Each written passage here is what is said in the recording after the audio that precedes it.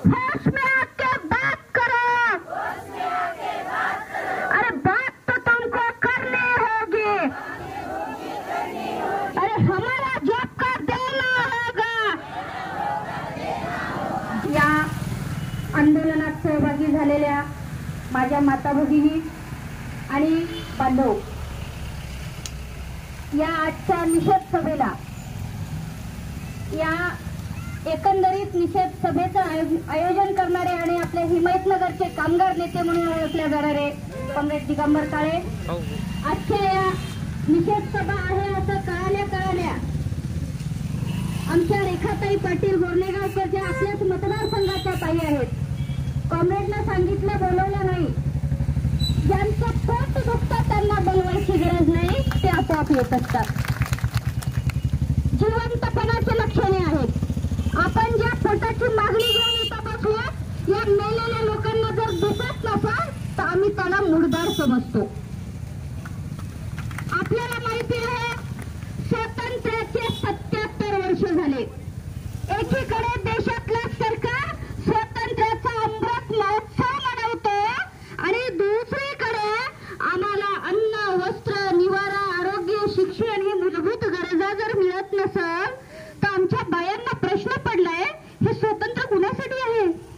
कुणासाठी स्वातंत्र्य आहे? काय मागतोय आम्ही?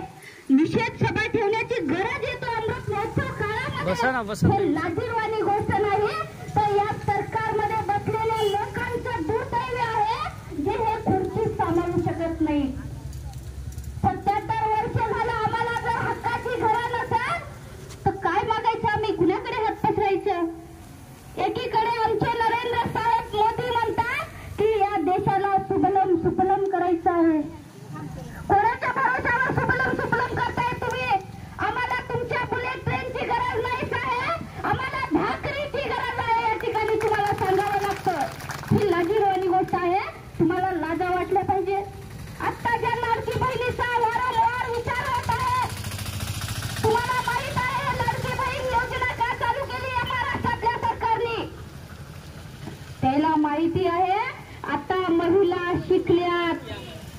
पूर्वी बायांना माहिती नव्हतं.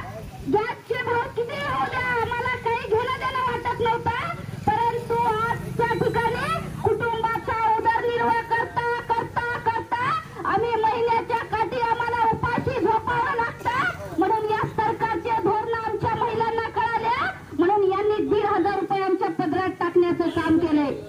आम्ही मागत नाही 1,500 रुपये, आम्ही मागतोय आमच्या हाताला काम द्या आणि त्या घामाचा दाम मागतोय आम्ही. तुमचे 1,500 रुपये नकोय आम्हाला. काय मागण्यासाठी आपण इथं बसलोय? एकीकडे महिला प्रचंड समानता आली या महिलांमध्ये असं म्हणणारे आमचे मोदी आणि महाराष्ट्रातले शिंदे फडणवीस अजितदादांना मी सांगतो साहेब, तुम्ही 20% महिलांकडे बघू नका.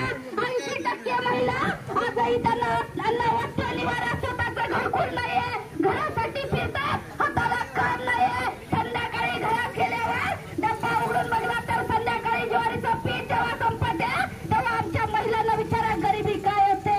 त्या एसीच्या कॅबिन मध्ये खुर्चीवर बसून तुम्हाला गरिबाची जाण कळणार नाही.